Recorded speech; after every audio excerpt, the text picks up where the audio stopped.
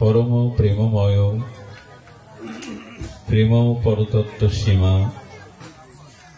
राधा माधव मिलित तनु परम करुणा बरुणालय श्री श्री सतीनंदन नदिया बिहारी गौर हरि परम पावन पतित उद्धारण दयाल निताई चाँदेर महानुकम्पाय श्री श्री राधा माधवेर अहेतुकी करुणाय बंगबसुंधरार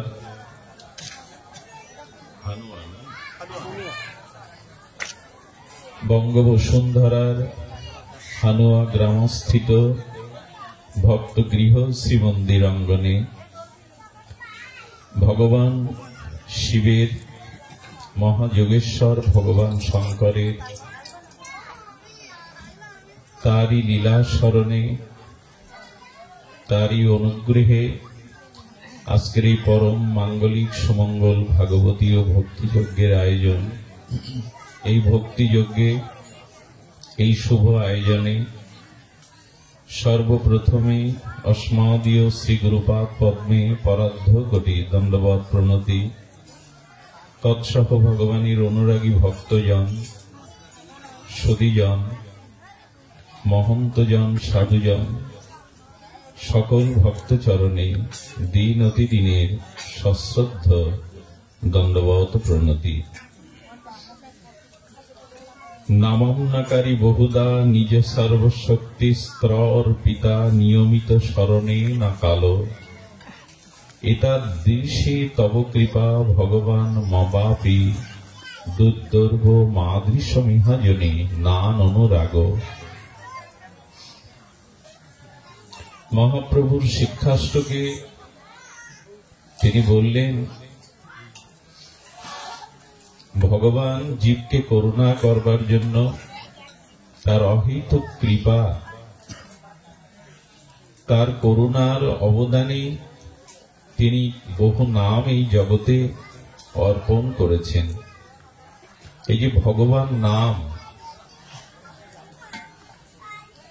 সেই ভগবানের প্রত্যেকটি নামের মধ্যে জীবের পরম মঙ্গল এবং কল্যাণ পূর্ণ শক্তি করুণা শক্তি অর্পণ করেছেন ভগবান।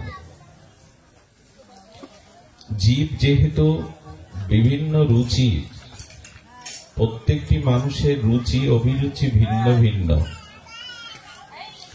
এইজন্য এক অখণ্ড পরতত্ত্ব ভগবান বিভিন্নতার নামে তিনি অভিহিত হন। ভগবান বহু না স্বয়ং ভগবান একমেব অদ্বিতীয়। ভগবানের বহু নাম কেন তবে বলে এক একজনের রুচি এক একজনের অভিরুচি ভিন্ন ভিন্ন সকলের রুচি সমান নয়। এইজন্য যার যে নামে রুচি হয় এইজন্য ভগবান তার সর্ব করুণা শক্তি প্রত্যেকটি নামের মধ্যেই দিয়েছেন। এরকম না ভগবানের এই নামে বেশি কৃপা গোবিন্দ নামে বেশি কৃপা কিন্তু নারায়ণ নামে মধুসূদন নামে কম কৃপা এরকম না। তিনি তার সর্ব করুণা শক্তি নামের মধ্যেই সন্নিবিষ্ট করেছেন। বহু নাম নিয়েছেন এই জন্য যে যার যে রুচি যার যে নামে অভিরুচি হয় সেই নামের দ্বারাই সে চিরকল্যাণ প্রেম ভক্তি লাভ করতে পারবে। কিন্তু ভগবানের একাদশী মহা কৃপা নামে আমাদের রুচি হচ্ছে না। প্রসঙ্গ হলো এইটাই।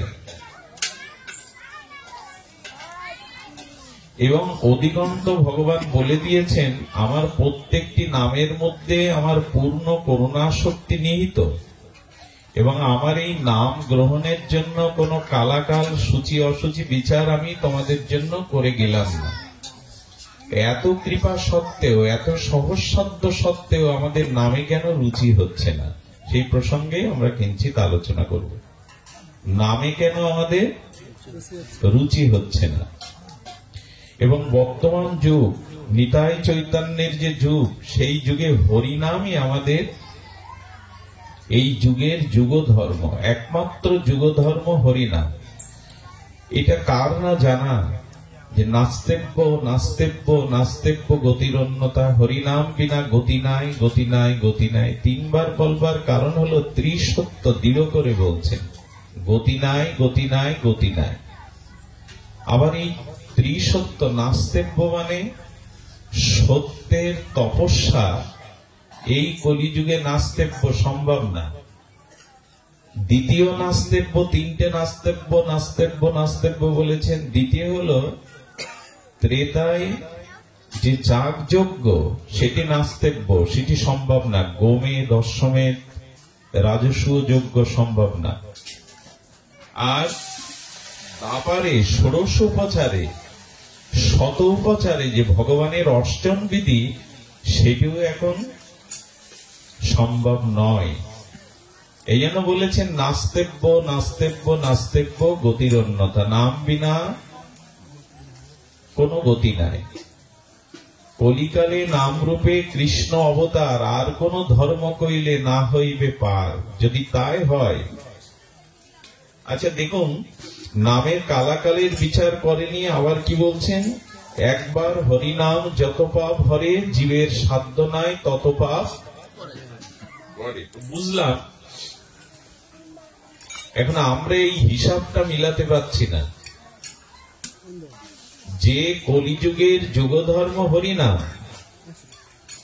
এই যুগে তপস্যা যজ্ঞ অর্চনাদি আমাদের পক্ষে প্রায় অসম্ভব। কারণ ওগুলি করতে গেলে সদাচার দরকার, স্থান কাল পাত্র দরকার, ওগুলি যোগ্যতা দরকার। যজ্ঞ সবার দ্বারা, তপস্যা সবার দ্বারা ঠাকুর ঘরে ষোড়শ উপচারে, পঞ্চোপচারে বা শতোপচারে অষ্টম সবার পক্ষে সম্ভব নয়, কিন্তু নাম সবার পক্ষে সম্ভব। তো বলছেন যে এত কিছুর পরেও যে একবার হরিনাম নিলে যত পাপ হরণ হয়, জীবের সাধ্য নাই সে তত পাপ করে। এগুলো তো জানা কথা, কিন্তু আমাদের রুচি হচ্ছে না কেন? এবং নাম মহিমায় আপনাদের বলবো যে এই রুচি না হওয়ার কি কারণ, এটি আমাদের এখন একটু জানার বিষয়। এবং ভগবানের নাম এবং ভগবান অভিন্ন, এটিও আমাদের জানা যে শ্রী ভগবান আর শ্রী ভগবানের নাম অভিন্ন, ভিন্ন নয়। তো এত কিছু জানার পরে রুচি না হওয়ার কেন কারণ, সেই কারণটা শুনুন। সেই কারণটি হলো যে দর্পণ, মানে স্বচ্ছ দর্পণে আমাদের মুখবয়ব বা আমরা আমাদের প্রতিফলনটা দেখতে পাই। স্বচ্ছ তো দর্পণ। এখন দর্পণে আপনি নিজেকে দেখতে পান। ভগবান বলছে, দেখো আমার চরণে যে একবার আশ্রয় নেয়, তার পূর্বের পাপ, তার পূর্বের অপরাধগুলো আমি গণনা না করে তাকে কৃপা করি। তো ভক্ত তখন প্রশ্ন তুলেছে, প্রভু আপনার চরণে কেউ শরণাপন্ন হলো, আপনার নাম গ্রহণ করলো, আপনি সমস্ত পাপ হরণ করলেন, কিন্তু আবার যদি সে সংসারে ফিরে গিয়ে অন্য কাজে পাপ অপরাধ করে আবার আপনার কাছে আসে, ওইখানটাই তো সমস্যা। সমস্যা হলো এই যে দর্পণে আপনি নিজের প্রতিচ্ছবিটা দেখতে পাচ্ছেন, কিন্তু কেউ যদি দর্পণের উপরে কর্দমাক্ত কাদা বা ধুলার প্রলেপ দিয়ে দেয়, দর্পণও আছে আপনিও আছেন, তখন আর নিজেকে দেখতে পাবেন কি? দর্পণে নিজের প্রতিচ্ছবিটা আমি দেখতে পাচ্ছি, কিন্তু কিছুক্ষণ পরে কেউ যদি দর্পণে কর্দমাক্ত কাদা বা ধুলার প্রলেপ দিয়ে দেয়, তো দর্পণও আছে আমিও আছি, ওর মধ্যে দেখবার শক্তিও আছে, কিন্তু তখন আর দেখা যাচ্ছে না। গোবিন্দ বললেন, দেখো আমার চরণে একবার যে শরণাগতি হয়ে একবার যে হরিনাম গ্রহণ করে, তার সমস্ত পাপ অপরাধ আমি নিয়ে নিই, কিন্তু সেই জীবের হৃদয়ে যদি কোন কপটতা বুদ্ধি এসে যায়, সরলতা পরিত্যাগ করে কোন কপট বুদ্ধি এসে যায়, তখন সেই কপটতারূপ চাতুরী রূপ তার স্বচ্ছতা নষ্ট করে দেয়। এই জন্য আমরা ভগবানের নাম নিলাম, দীক্ষা শিক্ষা নিলাম, শাস্ত্র কথা সাধুমুখে শুনলাম, এরপরে এখান থেকে চলে গিয়ে সংসারে যে নানান ছল চাতুরী কপটতা ময়লাটা হৃদয়ে লাগায়, এই জন্য ওখানে নাম প্রভুর যে ক্রিয়া সেটা আয়না আছে, নিজেকে দেখতে পাচ্ছে না, প্রতিফলন হচ্ছে না, তেমনি কপট ভরা হৃদয় আবার পুনরায় নাম গ্রহণ করে গুরুচরণে সমর্পণ করে আবার পুনরায় সংসারে যদি পাপ অপরাধ বারবার করতে থাকি, তখন ওই ধুলা ময়লার কারণে ওই নাম বা নামের ক্রিয়া বা ভগবানের নামে রুচি আমাদের জাগবে না। দেখুন, ভগবানকে সম্মুখে রেখে আর রামচন্দ্র অযোধ্যাবাসীকে বলছেন, যখন লঙ্কা বিজয় করে মা জানকীকে নিয়ে অযোধ্যাতে আসলেন, এক এক করে প্রভু সবাইকে বিদায় দিচ্ছেন, তোমরা ফিরে যাও, পবিত্র চিত্তে নিষ্কপট চিত্তে আমার ভজনা করো, ফিরে যাও। আচ্ছা, একটা প্রশ্ন তোলা যদি যায়, প্রভু তোমার সামনেই বসে আছি, তোমার চরণেই আছি, তোমার সাথে কথোপকথন হচ্ছে, তুমি আমাদের আবার সংসারে ফিরিয়ে যেতে বলছো কেন? বোঝা যায় কি, রামচন্দ্র সীতা উদ্ধারের পরে অযোধ্যাতে এসে তিনি রাজ সিংহাসন আসীন হওয়ার পরে এবার সবাইকে বিদায় দিচ্ছেন, জাম্ববান, হনুমান বা সুগ্রীব, অঙ্গদাদি, বানর সেনা। তো সেখানে প্রশ্ন আসছে, প্রভু আপনার চরণেই তো আছি, আপনার সম্মুখেই তো আছি, আপনার সাথে আমাদের ভাব বিনিময় হচ্ছে, আপনি আবার আমাদের সংসারে ফিরিয়ে গিয়ে ভজন করতে কেন বলছেন? আপনার চরণ থেকে, আপনার দর্শন থেকে দূরে কেন সরিয়ে দিচ্ছেন? বলে, দেখো, আমার সম্মুখে থাকলেই তোমাদের সব হয়ে যাবে এমন নাই। দেখুন, খুব মূল্যবান কথা। আমার সম্মুখে থাকলেও তোমাদের সব হবে এমন নাই, কারণ তোমাদের নিজ নিজ কর্তব্য আছে, সংসার আছে, ফিরে যাও। বলে, প্রভু তোমাকে যে হারা হবো, হারা হব না তো। মনে মনে কপটতা শূন্য হয়ে তোমরা আমাকে স্মরণ করবে, তাহলেই তোমরা আমাকে প্রাপ্ত হবে। এখানে থাকলে, আমার সম্মুখে থাকলে তোমাদের কর্তব্য কর্ম শিথিলতা আসবে, তোমাদের তো কর্তব্য আছে, ফিরে যাও। এই জন্য ভগবানের সামনে আপনি বসে রয়েছেন, ওইখানে আপনার জীবন পরিপূর্ণ মনে করছেন, কিন্তু ভগবান পাঠিয়ে দিয়ে বলছেন ওই ভজনের মধ্যেই তুমি আমাকে পাবে। দেখুন, কেউ যদি প্রশ্ন করে তোমার চরণ ছেড়ে, তোমার সান্নিধ্য ছেড়ে দূরে যাব কেন? ভগবান বলতে, দূরে যাচ্ছ না তো, আর আমিও তোমার থেকে দূরে যাচ্ছি না। আমার নামটা হৃদয়ে রাখো, তাহলে আমি তোমার সাথেই আছি। বরঞ্চ আমার সামনে থাকলে তোমার অন্য কর্তব্য হবে না, কিন্তু আমার নাম তোমার সাথে থাকলে তুমি অন্য কর্তব্য সংসারে করতে পারবে, আমাকেও পেয়ে যাবে। তারপরে সাক্ষাৎ রামচন্দ্র বলছেন, এখানে থাকলে, আমার সামনে থাকলে শুধু আমাকেই দেখতে পাবে, তোমাদের নিজস্ব যে একটা কর্ম আছে সংসারে সেটা করতে পারবে না। বরঞ্চ আমার নাম বুকে নিয়ে সংসারে ফিরিয়ে গিয়ে কর্ম করো, ওই নামের মধ্যে আমাকে পাবে, তোমাদের কর্তব্যও হবে। এখন আমাদের সবার পুত্র কন্যা সংসার আছে, এখন যদি ভগবান কাছে গিয়ে বলি, প্রভু তোমার সামনেই বসে থাকবো, তোমার চরণ থেকে আর তো চলবে? তো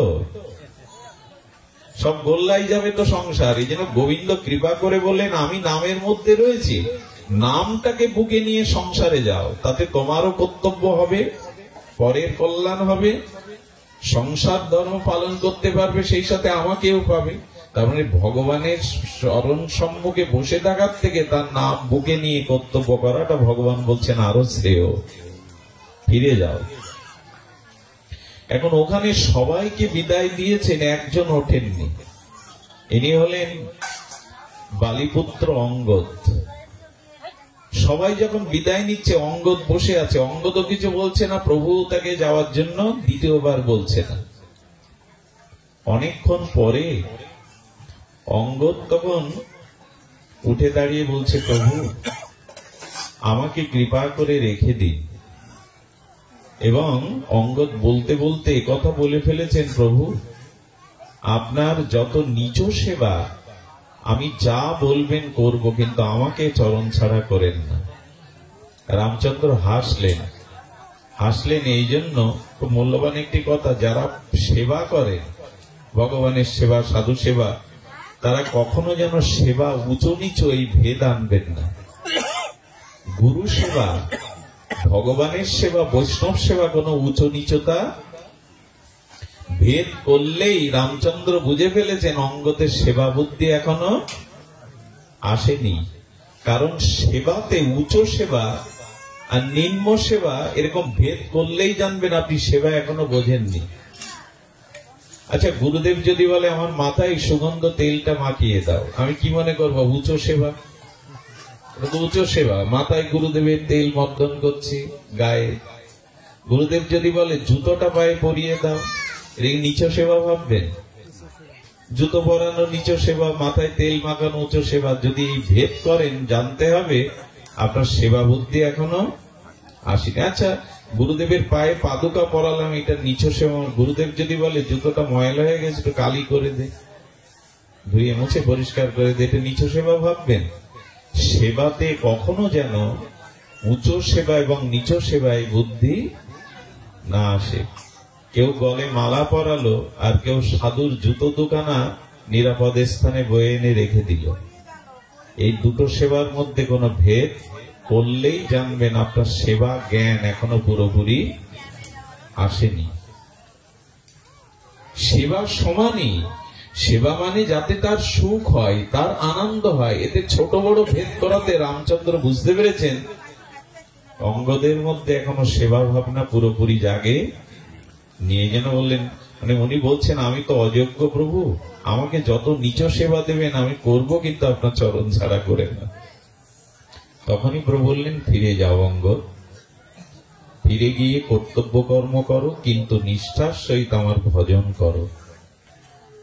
এই যে ভগবান ফিরিয়ে দিচ্ছেন, রঘুপতি রামচন্দ্র যুদ্ধ করলেন, জানকী উদ্ধার করলেন, তোমার চরণে তো রাখতে পারতে, বললেন না, ফিরে যাও, আমাকে পাবে আমার নামের মধ্যে, সমস্ত কর্মের মধ্যে এই নাম রাখো। কিন্তু রুচি হচ্ছে না কেন? রুচি হচ্ছে না ওই দর্পণের উপরে কাদা বা ময়লা আবর্জনা আমরা লেপে দিয়েছি। দেখুন, নামে আজও কাজ হয়। আজকে তো ভগবানের শঙ্করের শিব মহিমা, মহাদেব মহাত্মান মহাযোগী মহেশ্বর সর্ব পাপং হরং দেব মকরায় নমো নমঃ। সত্যম শিবং সুন্দরং ভগবান শম্ভু, তার মহিমা দেখুন। যখন দেবাসুর সংগ্রামে সমুদ্র মন্থনে হলাহল বিষ উঠল, সেই বিষের এত প্রভাব যে প্রভাবে সমস্ত জগৎ এই বিষময় হয়ে পুড়ে ছারখার হওয়ার উপক্রম। আপনি জানেন বিষ নিতে এগিয়ে এসেছিলেন ভগবান শঙ্কর। যখন ওই বিষ ভগবান শঙ্কর কি করে পান করেছিলেন জানেন? এই করপল্লব দিয়ে, খুব ধ্যান দিয়ে শুনুন। করপল্লব দিয়ে যখন বিষ পান করতে যাবে, জগন্মাতা পার্বতী এসে বললেন, প্রভু এই হলাহল বিষ ভক্ষণ করলে এটা বিষক্রিয়া হবে, আপনি কেন গ্রহণ করছেন? ভগবান শঙ্করের, ভগবানের নামের প্রতি কি মহিমা দেখুন, ভগবানের প্রতি কি বিশ্বাস দেখুন। উনি বললেন, পার্বতী তোমাকে কে বললো এটা বিষ? এই দেখুন ভাবনায় কি হয়, বলো কে বললো এটা বিষ? কারণ সমুদ্র মন্থনে আপনারা জানেন ভগবান কচ্ছ রূপ ধরে, আর যেটা টানছেন কচ্ছ রূপ ধরে সমুদ্রের মধ্যেই ওই মন্থনে সহযোগিতা করছেন। বললেন ভগবান যেহেতু সমুদ্রের মধ্যে প্রবেশ করেছে, ভগবানকে অভিষেক করলে সেই অভিষেকের কি বলি আমরা? অভিষেক সিক্ত সেই অমৃতকে কি বলি? চরণাম। ভগবানের অভিষেক করলে ওটা কি হয়? ভগবান তো সমুদ্রের মধ্যেই সমুদ্র মন্থনে রয়েছেন, তার মানে পুরো সমুদ্র অভিষিক্ত হয়ে চরণামৃত হয়ে গেছে, এর থেকে বিষ উঠবে কি করে? এরকম বিশ্বাস আমাদের আছে তো? বিষ নিয়ে এসব বলতে পারবো তো? তাও হলাহল বিষ, যা জগৎ পুড়ে যাবে। কিন্তু ভগবান শিবের অনুভূতি দেখুন। বললেন যেহেতু ভগবান সমুদ্রের মধ্যে কূর্মরূপে আছে, এই জন্য ওনাকে অভিষেক করে সমুদ্রের মধ্যে এখন বিষ নয় অমৃত হয়ে গেছে। বিশ্বাস চাই তো, অবিশ্বাস থাকলে, অশ্রদ্ধা থাকলে এগুলো হয় না। তো তখন উনি কি করলেন জানেন, সেই হলাহল বীর চরণামৃত মনে করে আর যখন করপল্লব দিয়ে পান করলেন, আচ্ছা কি অদ্ভুত ক্রিয়া দেখুন, ভগবান শঙ্কর হলাহল বিষ পান করে কোন পর্যন্ত গেল, বিষটা কোন পর্যন্ত গেল, নীলকণ্ঠ মানে কণ্ঠ পর্যন্ত গেল। আচ্ছা ও যদি বিষ হবে তো কণ্ঠের ভেতরে লাংসে বুকে গেল না কেন, ওইখানে থেমে গেল কেন? অদ্ভুত কথা। দেখুন, যার হৃদয়ে ভগবানের নাম আছে, ভগবানের বিশ্বাস ভক্তি আছে, ওখানে বিষ ঢুকবে কি করে?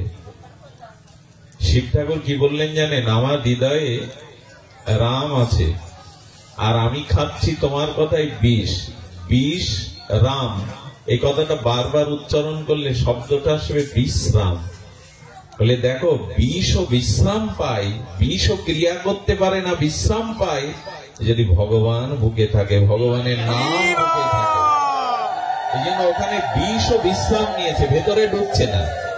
আজ একটা মানুষ যখন ঘুমিয়ে বিশ্রাম করে তখন ক্রিয়া থাকে কি, কর্ম থাকে কি, বাইরের চেতনা থাকে কি? বলে বিষও বিশ্রামে গেছে যেহেতু হৃদয়ে ভগবান আছেন বলে, ভগবানের নাম আছে বলে। নাম মহিমা ভগবান শঙ্কর কিভাবে প্রকাশ করছে দেখুন। কণ্ঠে যতক্ষণ বিষ আছে ততক্ষণ মানুষ মরবে না, যদি লাঞ্চে প্রবেশ করে একবার, শিব ঠাকুর বললেন বিষ ও বিশ্রাম পায় যার হৃদয়ে ভগবানের নাম আছে, ভগবানের নাম আছে। এই জন্য শাস্ত্রে বলেছেন যে ভগবানের নামটাকে বুকে নিয়ে সংসারে থাকো, তবে সেটা কপটতা ত্যাগ করে রাখো, নালে ক্রিয়া হবে না। ওই যে আয়নায় যদি আপনি ময়লা কাদা মাখিয়ে দেন তো দেখবেন কি, প্রতিচ্ছবিটা পড়বে কি?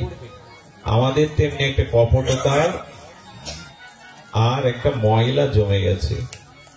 এই জন্য নামে আমাদের রুচি আসছে না, নামে রুচি আসছে না। না হলে এগুলো ভগবানের নাম চিন্ময় দিব্য, তাতে আশ্রয় করলে পাপ, কপটতা, ছল এগুলি থাকার কথা না।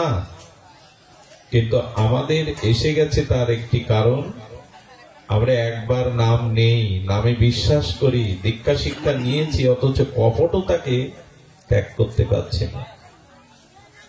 এই জন্য বললেন ছাড়ো রে মন কপট চাতুরি, এরপরে হরি বলে দেখো কাজ করে কিনা। কপটতা ছাড়লেই তোমার ভিতরে নাম ক্রিয়া করবে। এই কপটতা আমাদের কপট বন্ধ করে দিয়েছে। ভগবান সরলকে ভালোবাসেন। এই কপটতা মানে কি জানেন, আমাদের ভিতরে অভিমান আছে। এই যে আমাদের ভিতরে অভিমান, আচ্ছা সমুদ্রে কি আছে? সমুদ্রে কি আছে? জলই তো, জল তো। তো আমরা সমুদ্র বলি, কিন্তু সরাসরি জল বলি না। সমুদ্র দেখলে কি বলি জল না সমুদ্র, কোনটা বলি? জল দেখে কিন্তু নাম বলি সাগর। কি বলি? সাগর, সিন্ধু, সমুদ্র। জলের নাম নেই না, জলের রাগ হয়ে গেল। আমি তো আছি সাগরে, তো আমি আছি সিন্ধুতে, তো আমি আছি, কিন্তু জল বলে না কেউ, আমারে মূল্যায়ন করে না, সব বলে সাগর সিন্ধু। আমাদেরও দশা, অমুকের এত সম্মান, অমুক মালা পাবে, আমারে কেউ সম্মান করে না। এই যে সম্মান পাওয়ার আকাঙ্ক্ষা বা এই নিজের ভিতরে যে অভিমান, এতে কি করলো জানেন? জল তখন বললো আমি আলাদা হয়ে যাব সাগর থেকে, সমুদ্র থেকে। এখন মানুষ যেখানে সম্মান পায় না বা অপরের থেকে কম সম্মান পায়, ওই স্থান সে চায় না। তো জল বললো আমি আছি বলেই তো তুমি সাগর, আমি না থাকলে কে তোমাকে সিন্ধু সাগর বলবে? আমরা অভিমান করি, নিজের ধন, অর্থ, বিদ্যা, রূপ এর অভিমান করি। জল তখন কি করলো? অভিমান করে বাষ্প আকারে সূর্যের কিরণে আকাশে উঠলো, বলে এইবার আরে তুমি নিচে পড়ে থাকো, এই দেখো আমি আকাশে উঠেছি। মাঝে মাঝে আমাদের অভিমান, আমাদের ভিতরে গর্ব উপরে তুলে দেয় বটে। ভালো বক্তা আমি, ভালো নামী আমি, ভালো গায়ক, উপরে উঠলাম বটে, কিন্তু জল বাষ্প হয়ে মেঘ হয়ে উপরে উঠে দেখছেন আমি তো এখানে স্থির থাকতে পারছি না, কারণ মেঘ কি স্থির থাকে? মেঘকে বাতাসে হেলে দুলে এখানে সেখানে নিয়ে যাচ্ছে, বলে এখানে তো স্থির নয়। এরপরে আবার কি করলো জানেন? ওই জল যে অভিমান করে উপরে উঠে গেছিল নিজের বড়ত্বে, ওই জল বৃষ্টি হয়ে নর্দমায় পড়লো।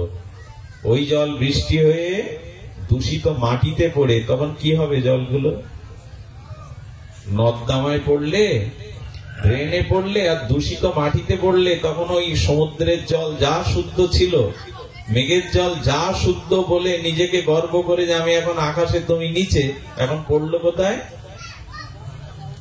দূষিত হয়ে গেল।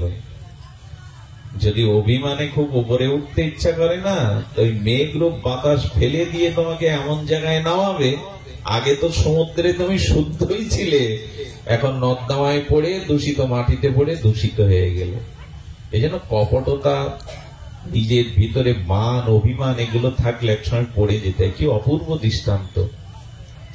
সমুদ্রের জল তো সহজে দূষিত হয় না, কিন্তু উপরে ওঠার ইচ্ছা হলো, আমার নাম কেউ করে না, কেন আকাশে যাও, আকাশে গিয়ে লাভটা হলো কি? দূষিত জায়গায় তো পড়লে, ওই যে দূষিত মাটিতে পড়ে তুমি নষ্ট হয়ে গেলে।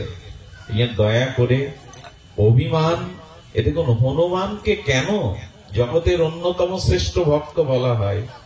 কারণ স্বয়ং শঙ্কর, স্বয়ং শিবই হনুমান রূপে প্রভু সেবার জন্য এসেছিলেন, কিন্তু কোনদিন হনুমানের চিত্তে অভিমান বা অহংকার আসেনি। সুগ্রীব রাজ্য নিয়ে নিল কিষ্কিন্ধার, বিভীষণ রাজ্য নিয়ে নিল, কিন্তু হনুমান সব করলই তো হনুমান, কিন্তু হনুমান প্রভুর চরণ ছাড়া আর কিছু চায়নি। বলে দেখো, হনুমানের তো পাওয়ার কথা ছিল সবই, কিন্তু হনুমান চিরদিন প্রভুর চরণে পড়ে সেবা করতে লাগলো, কিছুই চায়নি। এখন আমাদের জীবনে এই যে অভিমান, বড়ত্ব, গর্ব, ছল চাতুরি, এইগুলো ক্রিয়া হচ্ছে না। নাম হচ্ছে, হরিকথা হচ্ছে, ক্রিয়া হচ্ছে না। অভিমানে উপরে উঠছে আর পড়ে যাচ্ছে। সমুদ্রে ছিলি তো ভালোই ছিলি বাবা, তোর দূষণ হতো না, পচা জলে মিশতে হতো না। আকাশে ওঠে হলো কি? লাভলি তো সেই জায়গায়। এই জন্য অভিমান আমাদের ক্ষতি করে দিচ্ছে, কপটতা আমাদের ক্ষতি করে দিচ্ছে। এই জন্য ভগবান শঙ্কর উনি কি বলে না, ভোলা মহেশ্বর। ভোলা মানে উনি এমন যে উনি সবকিছু ভুলেই যান। আরে ভুলে যান কি? এক ওষুধ তপস্যা করে বলছে বর দিন, শিবটাও বলছে কি বর? বলে আমি যার মাথায় হাত দেবো সেজন্য ভস্য হয়ে যায়। তথাস্থ, একবারও ভাবলেন না, তথাস্থ বলে। তাহলে শিবটা করে এক কাজ করুন, আপনি যে বর দিলেন এই বরটা খাটলো কিনা আপনার মাথায় গিয়ে দিন। তার মানে ওর ইচ্ছায় এই বর নিয়ে শিবকে ভ্যানিশ করে কৈলাস আর পার্বতী নিয়ে নেবে। অসুররা ভজন করে তো ভোগের জন্য, তো শিব ঠাকুর তখন ওর ভয় দৌড়াচ্ছে, নিজে বর দিল, মাথায় হাত দিলে। এমন আত্মভোলা ভগবান শঙ্কর, যিনি স্বয়ং ঈশ্বর, হর হরি অভেদ। তিনি এত ভোলা কেন? জগৎকে শিক্ষা দিচ্ছেন সরল হও। প্রতিটা মানুষ এখন আমরা বড় ভেতরে এক আর বাইরে আর এক। বাইরের ব্যবহার থেকে বোঝা যায় না ভেতরটা এমন। এই জন্য এই যে কপটতা, ভেতর বাইরে এক না করা, সরলতা না থাকা, এগুলি হয়ে গেছে। নাম নিচ্ছি কিন্তু রুচি হচ্ছে না, হরিকথা শুনছি কিন্তু স্বভাব বদলাচ্ছে না, যাগযজ্ঞ করছি কিন্তু সমাজের কোনো পরিবর্তন হচ্ছে না। কারণ আয়নার উপরে তো কাদা লাগানো, ধুলো লাগানো, ওখানে দেখতে পাবে না। তেমন ভগবানও তোমার হৃদয়ে ধরা দেবে না সরল না হলে, নিষ্কপট না হলে। ভগবান শঙ্কর দৌড়াচ্ছে, ত্রিভুবন দৌড়ে দৌড়ে শেষে ভগবান বিষ্ণুর কাছে কি বলছেন? বাঁচান, ও তো আমাকেই ভ্যানিশ করবে। ভগবান তখন মোহিনী রূপ ধরে এসে, সেই চিরমন ভোলানো মোহিনী রূপ ধরে এসে বলছেন, আর তুমি কি পাগল? আর এক পাগলের পেছনে ছুটছ? আরে উনি কখন কাকে কি বলেন ঠিক নেই, মাথায় হাত দিলে সে ভস্য হয়ে যাবে। একবার পরীক্ষা করে দেখেছো কথাটা উনি ঠিক বলেছেন কিনা? বলে তাও তো ঠিক, দৌড়ে বেড়াচ্ছি, বর তো দিলেন। বলো ভোলা মহেশ্বর, ভোলাই যার নাম, সে কি ভুলে কি বলে। আচ্ছা তুমি এক কাজ করো, তুমি মাথায় হাত দিয়ে দেখো তো কথাটা সত্য কিনা। অসুররা কি পাগল? বলে তুমি চালাকি করছো, আমি মাথায় হাত দেবো, আমি শেষ হয়ে যাই। হ্যাঁ, আমার মাথায় হাত দিতে বলছে মানে আমি শেষ হয়ে যাই। বলে দেখো, আমি তোমাকে তা বলছি না, তুমি এক কাজ করো, তুমি 5-7 ইঞ্চি উপরে হাত দিয়ে দেখো তাপ হচ্ছে কিনা। মাথা কি হিটার যে তাপ হবে? ভগবানের কি কৌশল! যদি তাপ হয় তাহলে জানবে অভিশাপ কাজ করবে, আর যদি দেখো ঠান্ডা তো হাত দিয়ে দেখো কিছুই না, ভোলা যাকে তাকে যাতা বলে। ও তো মোহগ্রস্ত ছিল। কাম কামনা ভেতরে থাকলে সুবুদ্ধি কাজ করে না। দেখবেন কোন ভোগের চিন্তা যখন কামের চিন্তা আসবে, আপনার বুদ্ধি কাজ করবে না, বুদ্ধি মোহগ্রস্ত হয়ে যাবে। তো উনি মাথার উপরে হাত দিয়ে দেখছেন না তাপ তো নেই, তাহলে মনে হয় ঠিক নাই, যেই নিজে দিয়েছেন ভ্যানিশ। শিব ঠাকুরকে বলছেন, ভোলা মহেশ্বর, আপনি যাকে তাকে যা তা দিয়ে বসেন, একবার ভাববেন তো। এই হলো ভগবান শঙ্কর, তিনি নিজে কত সরল। দেখুন, সরল না হলে ভগবান শঙ্কর মঙ্গলময় কেন, কল্যাণময় কেন? তার কৃপাও তেমনি সরল। লিখবেন সবাইকে বিশ্বাস করে। শিশু যেমন আগুনকেও ধরতে যায় বিশ্বাসে, তো শত্রু মনে করে না কাউকে। তো সরলতার এমন একটা মহিমা আছে যে দেখুন, একবার এক চোর শিবরাত্রির দিনে নগরে গিয়েছে চুরি করতে।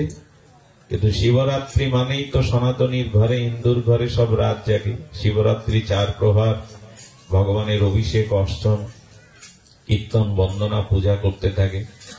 চোর মনে করেছে, আমি তো জানতাম না শিবরাত্রি, তো সবাই জেগে আছে, আজ আর চুরি করা।